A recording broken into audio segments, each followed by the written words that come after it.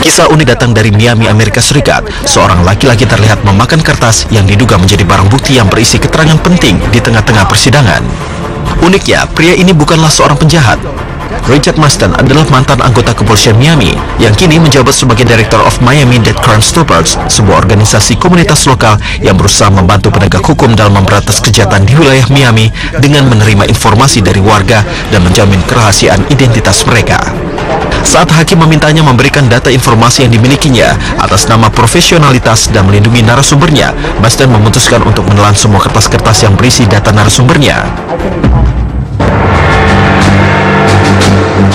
Sebuah peristiwa tak lazim terjadi di wilayah Streetboro, Ohio pada 24 November 2009. Seorang tersangka perampok bank bernama John Ford tertangkap kamera dashboard sedang bersandar di kap mobil polisi dan memakan barang bukti kejahatannya.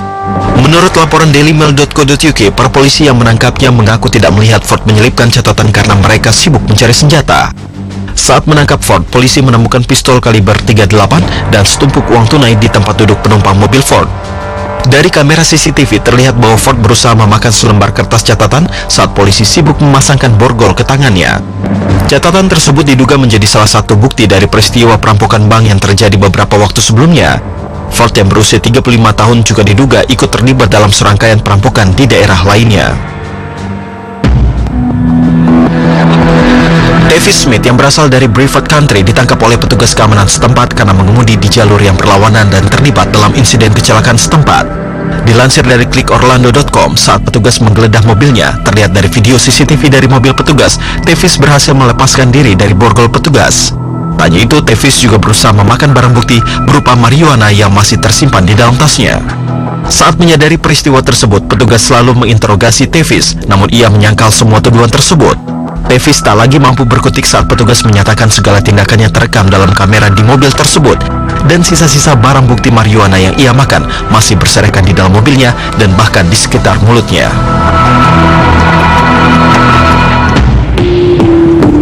Sersan polisi John Arnold menjerat seorang wanita asal Utah dengan tuduhan pencurian perhiasan. Lebih lanjut, John juga mengatakan wanita yang diketahui bernama Angela Winters Hartman ini menelan cincin berlian yang pura-pura akan dibelinya di sebuah department store. Seperti yang dilansir polisone.com pada 10 Juli 2012. Seorang karyawan toko yang menyaksikan kejadian tersebut mengatakan Hartman kemudian membuat perubahan dan menyerahkan kembali cincin yang serupa, walau setelah diperiksa ternyata cincin itu palsu. Dalam pengakuannya, Hartman memang mengakui telah menelan cincin aslinya dan menggadaikannya di kemudian hari dengan harga $600.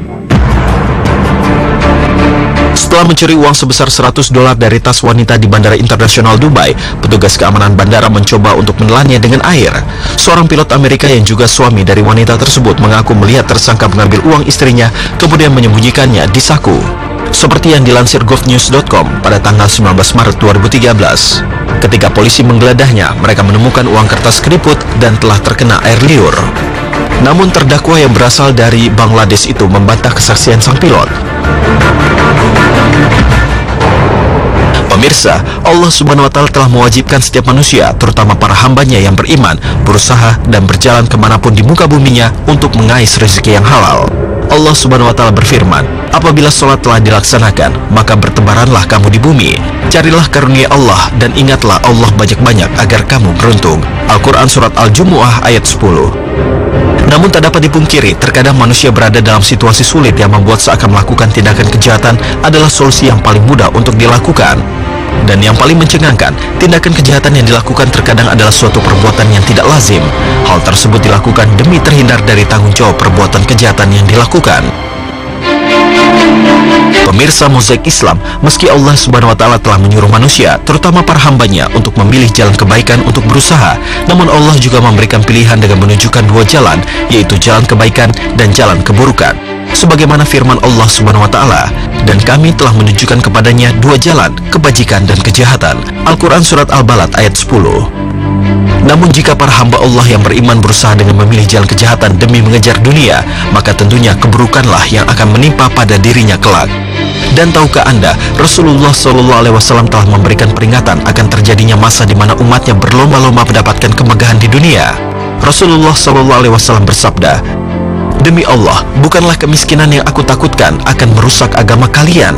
Akan tetapi yang aku takutkan bagi kalian adalah jika perhiasan dunia dibentangkan dijadikan berlimpah bagi kalian sebagaimana perhiasan dunia dibentangkan bagi umat terdahulu sebelum kalian. Maka kalian pun berlomba-lomba mengejar dunia sebagaimana mereka berlomba-lomba mengejarnya. Sehingga akibatnya, dunia harta itu membinasakan kalian sebagaimana dunia membinasakan mereka. Hadis riwayat Bukhari dan Muslim. Semoga kita semua termasuk ke dalam golongan hamba Allah Subhanahu wa Ta'ala yang terhindar dari godaan gemerlap dunia yang menyesatkan. Seperti umumnya, beruntung si ikan berhasil dikeluarkan dan akhirnya mati tak lama kemudian. Di India sendiri, masih terdapat tradisi agar anak-anak menelan ikan saat mereka menginjak akhir balik. Hal ini untuk menandakan bahwa mereka sudah bukan anak-anak lagi. Pemirsa, tahukah Anda, pada zaman Nabi Yunus alaihissalam kondisinya justru terbalik. Bukan ikan yang masuk ke dalam tubuh manusia, justru manusia yang masuk ke dalam tubuh ikan. Dan ini merupakan sebagian dari mukjizat yang diberikan Allah kepada Nabiullah Yunus alaihissalam. Kisah Nabi Yunus alaihissalam ini sesuai dengan firman Allah Subhanahu wa Ta'ala. Sesungguhnya Yunus benar-benar salah seorang rasul. Ingatlah ketika ia lari ke kapal yang penuh muatan, kemudian ia ikut berundi, lalu dia termasuk orang-orang yang kalah dalam undian. Maka ia ditelan oleh ikan besar dalam keadaan tercela. Maka kalau sekiranya dia tidak termasuk orang-orang yang banyak mengingat Allah, niscaya ia akan tetap tinggal di perut ikan itu sampai hari berbangkit. Kemudian kami lemparkan dia ke daerah yang tandus, sedang ia dalam keadaan sakit. Dan kami tumbuhkan untuk dia sebatang pohon dari jenis labu. Dan kami utus dia kepada 100.000 orang atau lebih. Lalu mereka beriman, karena itu kami anugerahkan kenikmatan hidup kepada mereka hingga waktu yang tertentu. Al-Quran Surat As-Saffat ayat 139 hingga 148.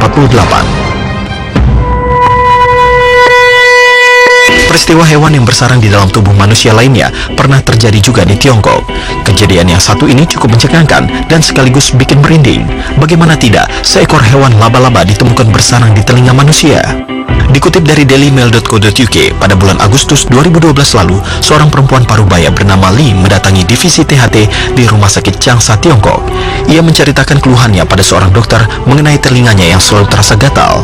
Setelah diperiksa, ternyata di dalam ada seekor laba-laba yang sedang bersarang. Kemungkinan besar serangga tersebut masuk ke dalam telinga Li saat ia sedang tidur, dan Li baru menyadarinya setelah 5 hari kemudian.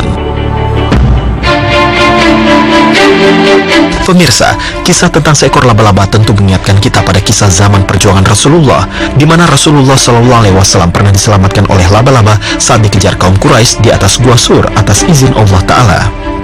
Jikalau kamu tidak menolongnya Muhammad, maka sesungguhnya Allah telah menolongnya, yaitu ketika orang-orang kafir musyrikin Mekah mengeluarkannya dari Mekah, sedang dia salah seorang dari 2 orang ketika keduanya berada dalam gua. Di waktu dia berkata kepada temannya, "Janganlah kamu berduka cita, sesungguhnya Allah beserta kita." Maka Allah menurunkan keterangannya kepada Muhammad dan membantunya dengan tentara yang kamu tidak melihatnya, dan Al-Quran menjadikan orang-orang kafir itulah yang rendah, dan kalimat Allah itulah yang tinggi. Allah Maha Perkasa, lagi Maha Bijaksana.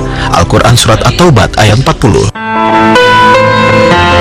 Pemirsa Mozaik Islam, manusia memang memiliki antibodi untuk menolak zat maupun benda asing yang masuk ke dalam tubuh kita, seperti bakteri, virus, termasuk juga hewan-hewan kecil super mikro lainnya.